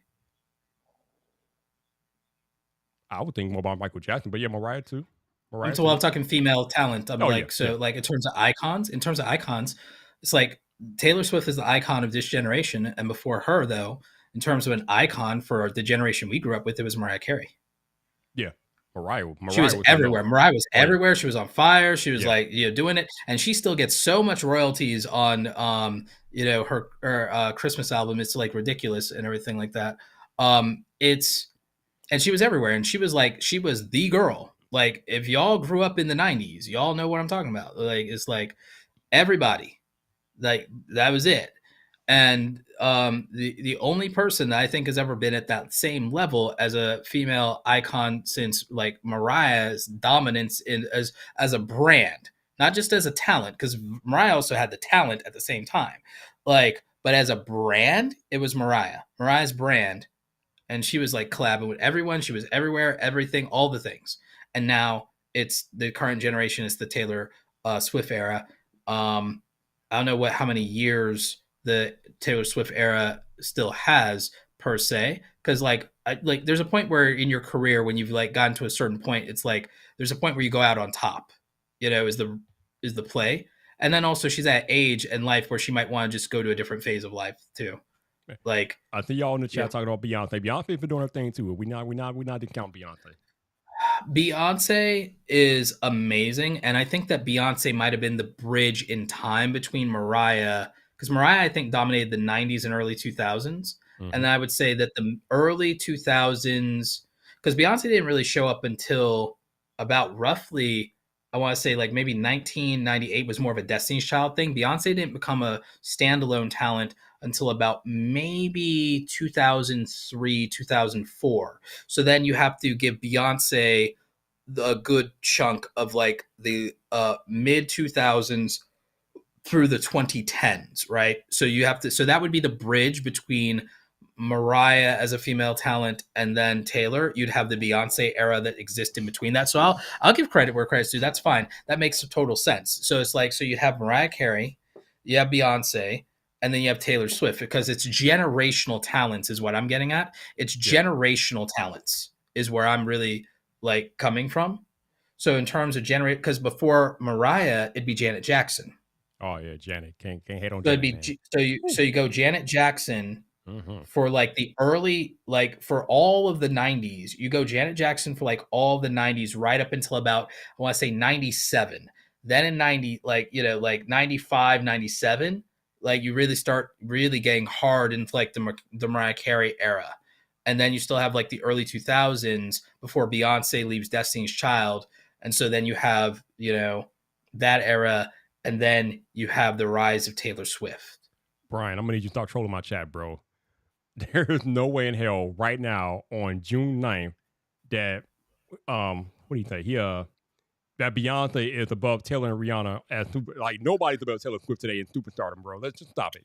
Like Taylor Swift is on another level. Isn't right Beyonce isn't Rihanna richer than Beyonce by quite a bit? And isn't Taylor still richer than Beyonce? I think in the rankings, I saw the rankings for musicians, and I think that both Rihanna and Taylor are richer than Beyonce by quite a bit, by like hundreds of millions of dollars. Rihanna's a billionaire.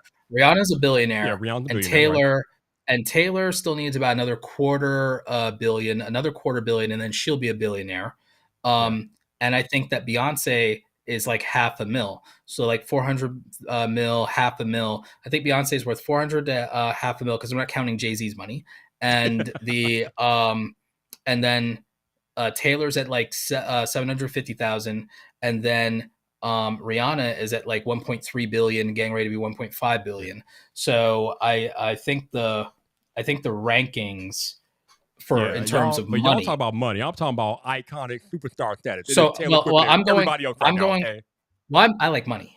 I'm saying right. That's fine. But so I like if somebody's walking on the street right now, we gonna try to tell you who gets the more response. Ain't nobody gonna respond to Taylor is right now. Okay. Dollars are democracy, but I will say it's Taylor Swift's time. It's Taylor Swift's time, because remember what I said. Taylor Swift's world right now. Okay? I'm talking about generational talents. Yeah, is what I was, and that's what I think the chat doesn't understand is that Gen Z belongs to like Taylor Swift, right? Gen Z, literally, I think we understand, literally belongs to Taylor Swift. Yeah. Beyonce belongs to a subsection of millennials. Okay, she belongs to a subsection of millennials. But older millennials to Gen Z, Gen X. Older millennials and Gen X, that belongs to like Mariah Carey and Janet Jackson. Okay, that's just, again, generational talent. If you get someone from Gen X, they'd be like, they like Mariah and Janet. Mariah and Janet. That's Gen X, okay? And then, like, for younger Gen X to older millennials, that era is like Mariah and Beyonce, and then the young millennials, the youngest millennials, and then Gen Z, that's Taylor Swift. That's how it is. However, in terms of a pure talent and going on democracy of dollars, because again, Rihanna didn't go out, I think, to be an iconic brand in the way that these other talents did, or to be a generational talent. But the thing is, as a vocalist, and as a talent, and as a businesswoman, she like ended up winning, and that's why she's a billionaire. And it's like, and I flex with the, okay, you can win on social media, you can win on the crowns, you can do all that. Who's laughing all the way to the bank? That's Roberto's stances. Roberto's stances, like, because you like, I'll still pick like the nobody who nobody knows who's a billionaire. What you got? I'll still pick the nobody who's a billionaire. You know what I'm saying? I'll still pick the quiet billionaire. Okay. When it says, "Oh, who won? Who won?" I'll be like, the quiet billionaire. Just saying. Just saying. Okay. So somebody in the chat asked about they wanted me to they wanted us to discuss the situation happening with a Reddit and Apollo, and it's unfortunate, but it's something that me and Roberto have talked about ad nauseum right now about how when you build. Oh yeah, I still give it to Jay-Z on the billionaire thing too. Jay-Z on the billionaire thing all day. I don't care if you made it on your music. I don't care if you made it on music. Mr. Beast ain't getting rich off his damn ad revenue. His ad revenue goes in the toilet when aside from getting demonetized, he spends all his ad revenue back in his things. Mr. Beast is gonna be rich because of Feastables and Mr. Beast Burger. Oh, Mr. Beast is going to be a billionaire. It's not a matter of if anymore. It's only a matter of and it ain't going to be because of no damn AdSense either. So I don't care. No. Like, so saying, oh, it's not, you didn't make your money from your music. And who gives a shit? Who gives a shit? Like, no. Mr. Beast is going to be a billionaire because of Mr. Beast Burger and because of Feastables, because you can buy it 1,000,000 times. You could buy it all year round and put money in his pockets all year round. His direct-to-consumer brand. So yeah, of course, Rihanna with Fenty, and of course, Jay-Z with Tidal and his nightclubs and his other stuff. Of course. I don't care. All right, to go back to what I was talking about now. So unfortunately, the third-party app Apollo is being forced to shut down because Reddit pretty much cut off their access to their third-party APIs. Twitter did the same thing. I think last year with all the third-party Twitter apps, they kind of broke their API, so they can't access them like they used to. But I think Apollo got completely cut off by Reddit. So it's unfortunate, but like me and Roberto have talked about before, when you build your business off the back of another, that's the chance you take, man. And it sucks. It's unfortunate, but it's a reality. Yeah, it is. It's like, the same thing happened to a lot of other things. Meerkat went over because it relied on the Twitter API. And when Twitter bought Periscope, they cut them off. So Meerkat went under because of that, like, because it was built on somebody else's API. Like, you build on rented land, see what happens to you. Yeah. I think Roberto just put out a tweet either today or yesterday talking about how creators need to diversify their revenue streams of income or whatever, so you don't have to be reliant. If something goes down, you got back up. And on top of that, you need to diversify your payment processors. You got to diversify your payment processors. You also got to decouple yourself from the platform revenue. The platform, like whatever the platform does, whether it's Twitch with Prime subs. So many Twitch streamers are like, oh, I won't leave Twitch because YouTube doesn't have Prime subs. It's like you're handcuffed over that. And how many of y'all even get Prime subs? And yeah, okay, you say, well, it makes up the 25% of the revenue for Twitch streamers. So y'all can't make up the $2.50 per Prime sub somewhere else. Y'all really are gonna sit there and be handcuffed to a platform because you can't make up $2.50 a head, $2.50 a head. That's enough to handcuff you to a platform that keeps getting worse? Really? Like, do better. So, like, and then with YouTubers, oh, my AdSense is down or anything like that. It's like, okay, you have this wonderful, amazing platform, and your entire success or failure depends on what the advertising pays. Like, diversify and own your success, and the platform revenue when you're getting started, it's okay that's like your main thing, but you got to get off of that as quickly as possible because they will be able to move the goalpost and control your voice in some way, shape, or form, even if that's not what their intent. I don't believe they have some malicious intent. I'm just saying you will not have control of your brand and your voice if you rely on ad revenue or something like a platform feature.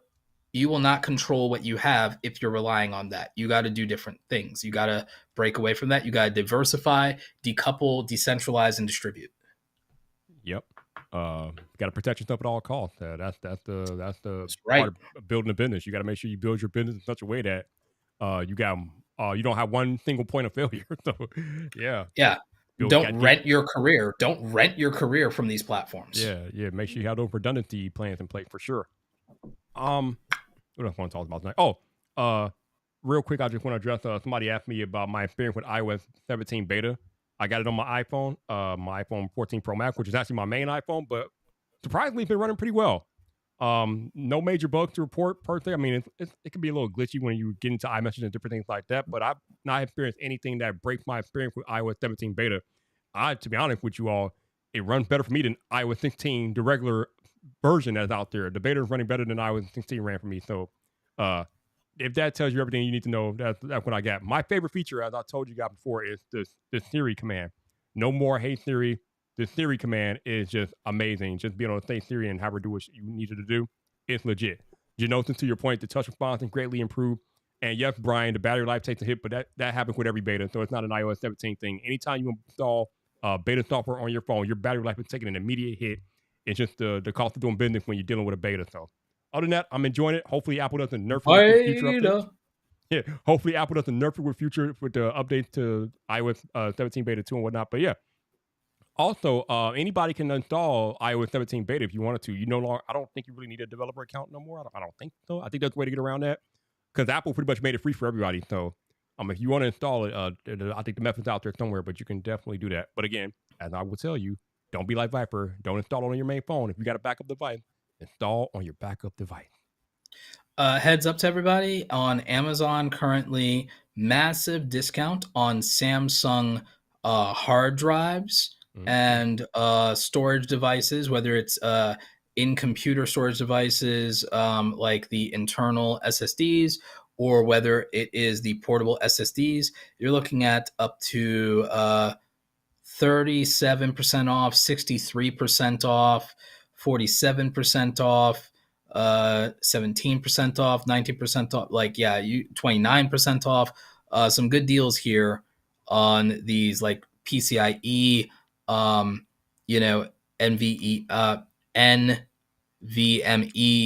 Samsung, and also even on the T7 portable SSDs, 500 gigabyte version is like on sale for 37% off right now for those SSDs if you want to get them.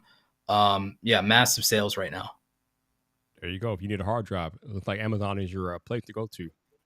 Yeah, Samsung Bar Plus for the USB drive, Samsung Bar Plus, 63% off for 128 gigs right now, $14.99. So like all kinds of deals on Amazon right now.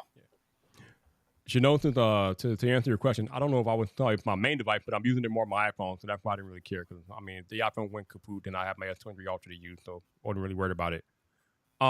Another note I just wanted to remind you guys of, and I know I talked about it on these streams before, but if you're a creator or even if you're not a creator, if you have a lot of stuff, if you get a lot of like packages in the mail, I would highly suggest you all look into getting a UPS store mailbox. It is legit. It is like life changing, yo. I saw the tweet that I just seen put out about receiving a package when she was in the shower, and I was thinking to myself, why do you not have a UPS store mailbox? I just thinking, like, you don't have to worry about that. Like, y'all remember those streams I used to do in the past when I used to like sit on my couch and wait for the iPhone to get delivered on iPhone delivery day? I ain't got to worry about that no more. I just have it shipped to my UPS store, and then I ain't got to worry about waiting for it. Like, having a UPS store mailbox is great. You can live your life. You don't have to worry about waiting for a package. You know it's going to be taken care of by the UPS store, and then you can just go pick it up whenever you got the time and do it. Now, yes, it's a monthly fee, but I think I paid yearly last time, so it's like $288 a year for me. I think they vary because they're all for like franchise locations, so the pricing vary by location and whatnot. But man, yeah, like T said, nothing gets into my Amazon order gets into my house, but anything like important tech related, I don't have a tip here. Hell no, it goes to my UPS store. Absolutely, y'all need to look into that. Y'all look into it, man. UPS store mailbox, it's legit. What time does the iPhone usually get to the UPS store mailbox? Early, because you got to remember that the UPS store is obviously a business, so they have to deliver things during business hours on the day that delivery is due. So usually, if I have something like a phone shipped there, it usually gets there before noon, before lunch, because they have to drop it off early in the day. So usually I get my iPhone first thing in the morning when I have them shipped to the UPS store mailbox. So that's another advantage. You don't have to wait long for important packages. So usually they get there first thing in the morning. So hey, if you're not looking into a UPS store mailbox, I would highly recommend looking into it because it's legit, man. It is legit. Yeah, since the UPS store, well, that's the other thing taken away, but the UPS store, it's just so convenient. I don't really need to sit by the window anymore. So yeah, UPS store mailbox. I will always talk about that because it's a life changer as a creator. Yeah, no, I think it's legit. I think it's a good option. Absolutely. Mr. Blake, what you got going on this weekend? Any big plans? This weekend, I just gotta um I just gotta work, rest, and prep, and I gotta stream on Sunday, because I've still got at least 7 days before I have to travel again, and I have to really, really lock up what I'm doing with Streamyard to make this commitment to VidCon solid, because it's gonna be rough for me, Vyyyper, because on the 14th I gotta fly out to Utah. I gotta go see Daryl, and I've got to be in Utah from the 14th to the 16th, and then I gotta come back. So I've got to like sit down at a in a mastermind with Daryl for like 2 days, and then after that, VidCon would be 5 days later, and I would still have to come home and do birthday shenanigans and then fly back out again. So it's like VidCon is a big commitment for me in this case and everything like that. So I really have to buckle down and like solidify what I'm doing with StreamYard, because like VidCon's gonna be a pain in the ass, to be honest with you. If I didn't love our homies so much that I'm gonna see there, I wouldn't be doing it, because if I'm not speaking, it's not as if it's like that much worth it for me, and I don't like California that much. Like, so it's like Wow. Ooh, shots fired. everything there is so expensive. It's so damn hot. Everything is so damn hot. Everything's so expensive. Everything is expensive on top of having a higher sales tax rate. Yeah. It's like the only thing I like about California is the people that I know there. The only thing I like about it. The only thing. Which If all of our homies moved away from California forever, I'd never go again, probably. Speaking of homies, our homie Sarah Dici just moved to LA. Yeah. Yep. Apparently they're neighbors with a big YouTuber. I wouldn't be surprised. Yeah, and I'm sure John's very happy. Like, he spent a lot of time there. He moved there when he was like broken in his 20s, and he made it out in LA. And like New York and LA are the two places that if you can go there as a broke kid and make it, you got something, So like John will be happy that all of his, like, he's getting to hang out with his skater friends again, that he gets to go to the places that he's remembered and the way it was. Sarah has the people that she vibes with the most. A lot of them congregate around LA, if not for events, if they live there. So she'll like finally get the true LA experience and see for herself whether the people on the internet were right or wrong about it. So I believe they'll be fine. I wish them well there. And it seems like they're going to be the kind of family that might just like move every 3 years until they find a place to call their own, which is fine. People can do that, especially if you're young. If you're young, moving every 3 years is kind of like par for the course. Yeah, apparently Doc Rock agrees with you. He is not feeling the Cali vibe. I literally, if it wasn't for the events, the only thing I'd go there for is like if I really just wanted to go to Disneyland. If I really want to go to Disneyland, like or to some other studio thing or whatever, it's like I only go there for the events. I don't go there on leisure. Like Vyyyper, I cannot tell you when I've went to California on leisure. I only go there for work. And people move there for opportunities. People move there for opportunities, and they move there because they think they make a certain amount of money that justifies being there. If you want a Mediterranean climate, move to the Mediterranean. It's cheaper. No, like I think when I was watching Sarah's video, she was about how a lot of her friends are out there, and it's easy to do some of the work functions out there because a lot of the brands are headquartered out there. So I guess in a way that's a benefit of being out there. But like you said, it's more expensive. People are migrating out of LA and California more than they're moving over there. But it's like I don't think I've ever seen somebody like I've seen plenty of people flee from California to Texas. I don't think I've ever seen the other thing happen. Right. And this is the like so. And again, I think for what her use case is, I think it's gonna be fine. We'll see past the honeymoon period, but I think it's gonna be fine. Oh yeah, she'll be fine. Yep. Yeah, I go like the only reason I go to California is like Pat Flynn, Dan Nord. Like the only thing again, like the only reason I would go to California is for the homies. I'm going there because of Pat Flynn and Chris Doe and like the people out there. It's like I would not go to like you can't make me want to be in California. Not really. Listen, man. It's too hot, it's too expensive, and it's just too much. California's fine, but it's all right. I've turned down 2 times now to go to California this year. Just because I mean, I love In-N-Out Burger, but I don't love it much. I'm gonna go to California if I don't have to for it though. I loved California when I'd never been. Yeah, yeah, exactly. Like when I was a rookie traveler, it was and the sights. And the thing is, if you're gonna do touristy stuff, it's great. It's like Gaslamp District, like Walk of Fame. I enjoyed doing that stuff. I enjoyed my flirtation with that stuff. Once you've done it, and once you've been to Disneyland every year for years and years and years, it's kind of like, but like there's other things there that I haven't gone to and haven't done. So yeah, I would do it, you know? But at the end of the day, if you had to choose between California and New York, you choose New York.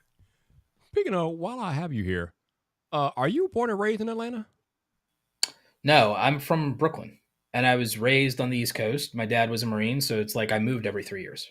How did you make it? Spent most of my time in North Carolina. How did you land in Atlanta?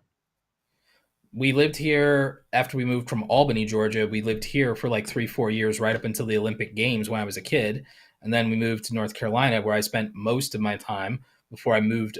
When I became an adult, there was a brief period where I went and lived in New York, basically by myself, and like worked at the ad agency, and then I moved back to North Carolina.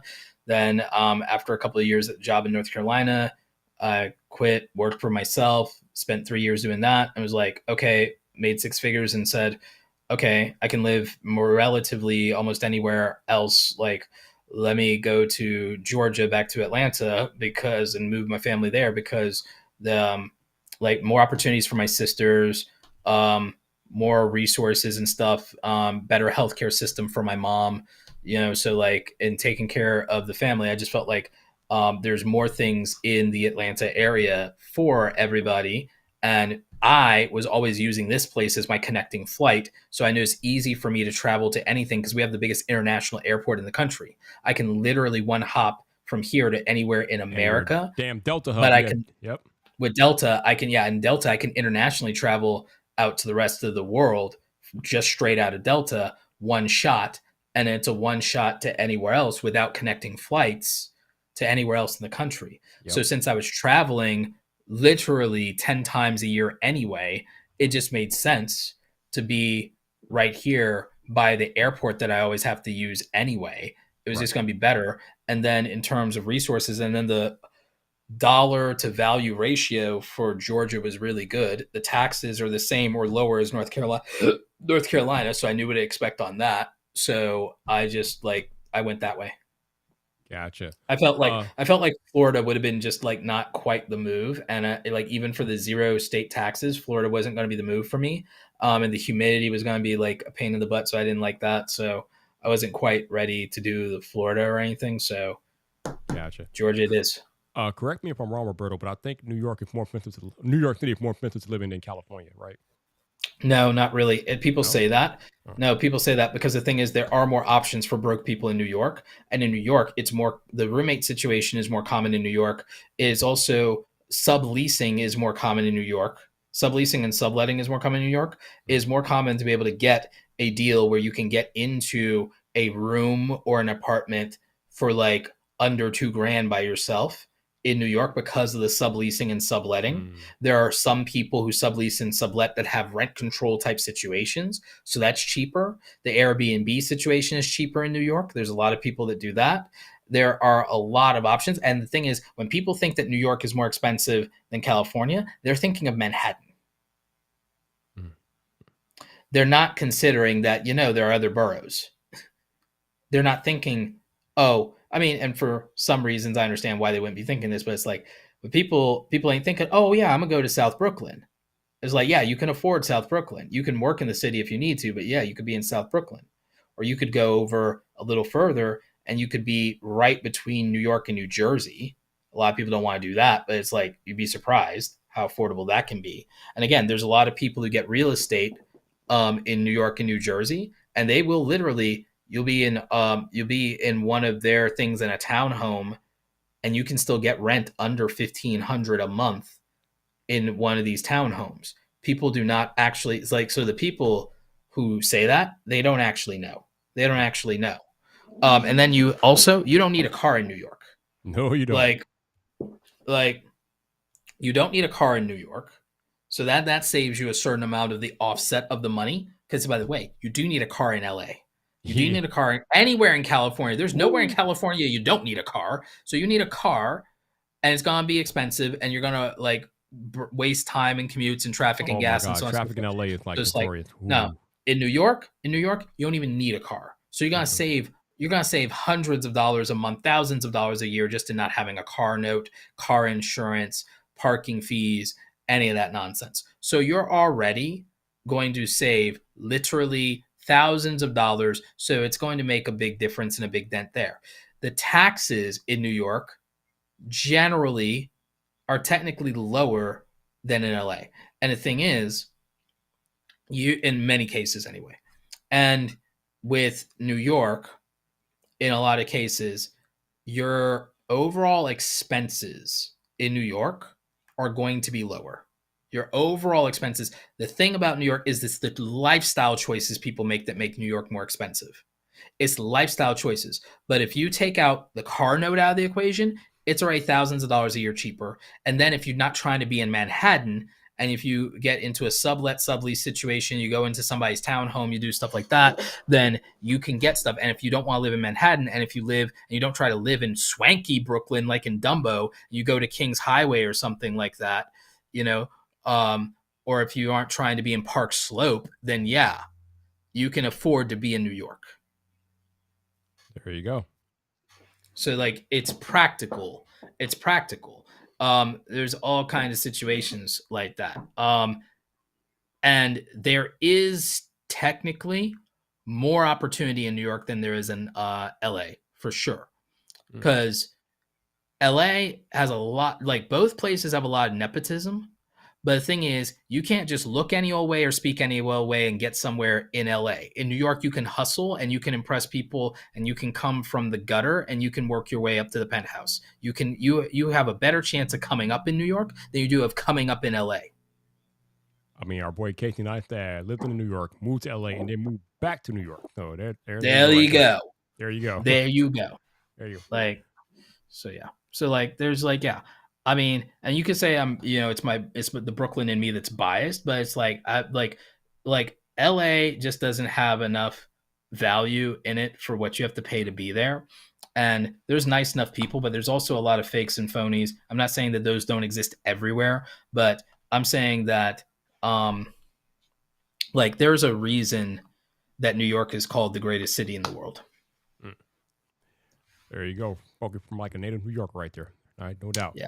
I think I kept Roberto long enough here. I thought he was going to be here for like half an hour, 45 minutes, but I appreciate you hanging out for like almost 2 hours. So thank you, sir. Yeah. Any last word for the people before we get out of here for the night? Just everybody have a good weekend. Yeah, everybody like have a good weekend. Whatever you're working on, just keep going. It's like put yourself out there, take some chances, take some risks. The worst thing that could happen is you get a no or whatever. And if you want to, buy my book. Buy my book. Create something awesome. It's in Amazon. Buy my book. So yeah. Yep, that's all I got. Yeah, appreciate y'all being here, man. Thank you for hanging out. Like I had no idea where the stream was gonna go, but I appreciate Roberto hopping on last minute because I had nothing going on tonight to talk about, but we made it work. Hey, what's up, Simply Pop? How you doing, man? Appreciate you dropping in and all y'all. Emily, appreciate you dropping by, Emily. Me and Roberto were just talking about you the other day because we were talking about the discoverability of live streaming, and he brought you up. I'm like, that's a good point. If live streaming were not discoverable on YouTube, Emily Baker would not be almost to 1 million subscribers right now. So clearly live streaming has some merit on YouTube. So yeah. That was Emily, if you're going to VidCon, would love to connect while we're there. There you go, Emily. The invitation's out there. What will you do? What will you do? Y'all have a good weekend. Be kind, be safe. And y'all know I will catch you guys on the social media. Peace. Where's the button at? There it is.